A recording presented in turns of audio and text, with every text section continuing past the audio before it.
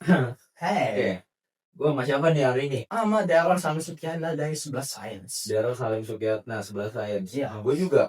Oh, baru sadar Tapi gue. nama gue beda. Nicholas Daniel. Oke. Jadi, hari ini di tempat ini, di dunia ini, di matahari yang sekarang lagi terik ini, lu mau ngapain sih? Ngebahas apa sama gue? Mau bahas tentang pelayaran samudra. Pelayaran samudra. Sejarah, bos. Iya, sejarah dong. Sejarah. Kayak jas merah dong, jas merah. Lu tau jas merah? Jangan Jangan. sekali-sekali melupakan sejarah. Sih. Kalau nggak salah, gue pernah denger deh, pelayaran tuh orang terkenal Elcano ya. Siapa sih namanya? Sebastian. No. Juan Sebastian Elcano. Juan Sebastian Elcano. Pokoknya yang gue tahu tuh pada abad ke-15 sampai 17 ya. Yang gue tahu awal-awal tuh si Raja Ferdinand sama Christopher Columbus. Betul. Mereka tuh kalau nggak salah menjelajah ke beberapa samudra tuh untuk mencari jalur perdagangan. Betul. Kalau nggak salah mereka mau ke Asia ya. Iya, Asia benar. Asia, tapi mereka malah ketemunya Amerika. Iya. Itu mau gimana ya? Tapi yang gue dengar juga si Raja Ferdinand ini mati. Mati di Filipina ya. Filipina. Lah terus jalur perdagangannya gimana dong perlanjutannya? Itu dilanjutkan oleh penjelajahan lain, yaitu si Juan Sebastian Elcano. Oh, makanya itu yang terkenal sering disebut. Iya. Oh, terus dia setelah dia selesai menyelilingi dunia dan berhasil sama pemetaan hasilnya dunia ini, dia itu balik lagi ke Spanyol pada tahun 1522. Oh, berarti si Elcano ini terkenal pas itu ya? Ya pas itu, pada waktu itu. Makanya waktu itu gue sempat dengar zaman penemuan. Iya. Zaman penemuan. Maksudnya gimana tuh? Itu maksudnya itu dengan Christopher Columbus sama rajanya Ferdinand Magellan di Spanyol, itu mereka mau cari jalur perdagangannya dan cari untuk dampak positifnya terhadap ekonomi yang bisa tingkatin. Oh, berarti mereka kayak koloni ya, kolonialisme. Betul. Jadi mereka ke suatu tempat untuk mempergunakan sumber dayanya, manusia sama sumber daya alam. Itu Iya. kepentingan ekonomi mereka. Iya, karena Oh, nggak ada kerugiannya juga yang penting. makanya pas gue dengar tuh zaman penemuan ternyata mereka tuh berhasil ngebuktiin satu hal deh.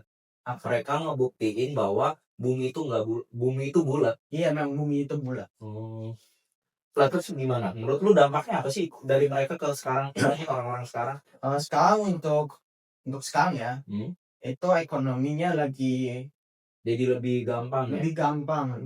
Iya sih, kalau namanya juga pelayaran. Karena waktu itu dengan kebatasannya itu waktu pada tahun abad itu ya 15 sampai 17 itu mereka susah untuk apa untuk keluar negeri pokoknya dengan kapalnya lagi sebatas itu, makanya apa yang mereka bikin itu namanya karaval. Oh, Dan juga ini kalau mereka mau keluar tidak mereka langsung, makanya mereka bikin kompas untuk menunjukkan pada suatu tempat.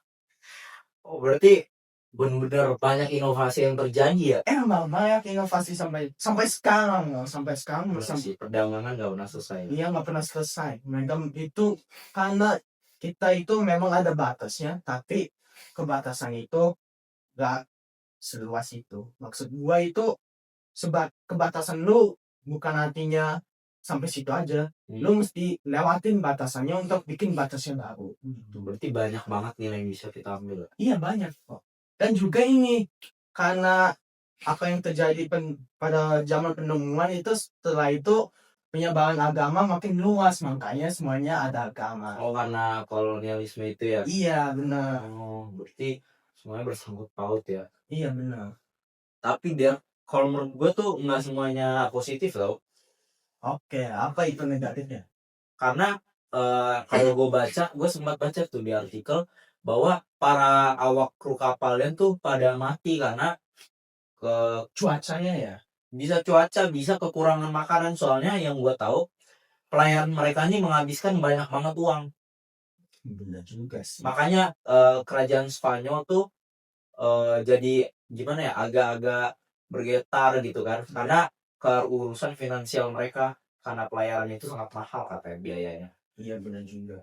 Jadi lu bisa gak sih ngebulutin kesimpulannya Bisa dari apa yang kita ngomong dari tadi? bisa dari semua yang kita ngomongkan Hmm. itu adalah interaksi antar dengan global, karena budaya dan agama itu bisa beda-beda bro, dengan aliran pengajarnya udah beda, dengan apa yang kita kebiasaan itu berbeda. Contohnya dengan orang penggunungan sama orang yang Di pantai. di pantai. Hmm. Orang pegunungan suaranya pasti Keras. kecil Oh iya, kecil. karena ya. Karena gunung itu kalau kamu suara kencang itu pasti echo. Makanya rata-rata kalau kamu ngobrol sama orang yang di gunung itu pasti suaranya kecil. Nah, kalau yang di pantai, karena kadang-kadang ada angin yang kencang atau cuaca yang kencang, air gitu ya. iya gitu, itu pasti suaranya besar. Bayangin kalau kamu interaksi antara berdua ini pasti beda banget bro. Jadi maksud lo kesimpulannya tuh ada pertukaran budaya yang terjadi ya. Iya, ada banget bro. Sama kalau menurut gua sih mereka meninggalkan beberapa dampak yang dimana keterkaitan antar bangsa tuh jadinya masih ada gitu loh. Iya benar. Karena jalur perdagangan yang mereka temukan dan mereka buat, nggak buat sih sebenarnya, Iya, temukan lah ya. temukan lah ya. Gua Nicholas Daniel. Gua Darul Salim. Terima kasih guys.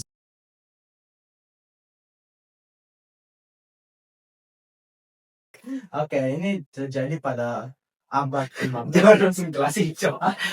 Bro. Jadi nanti gua cut. Oh, makanya pas mereka jalan itu mereka bisa ngebuktiin bahwa bumi itu nggak bulat. Iya, bukan dong. Bumi itu bulat. Salah. Oh iya, salah ngomong. Oh, nanti skip. Pelayanan. Pelayanan. Iya. Pelayanan coba. Pelayanan. Iya. Itu dari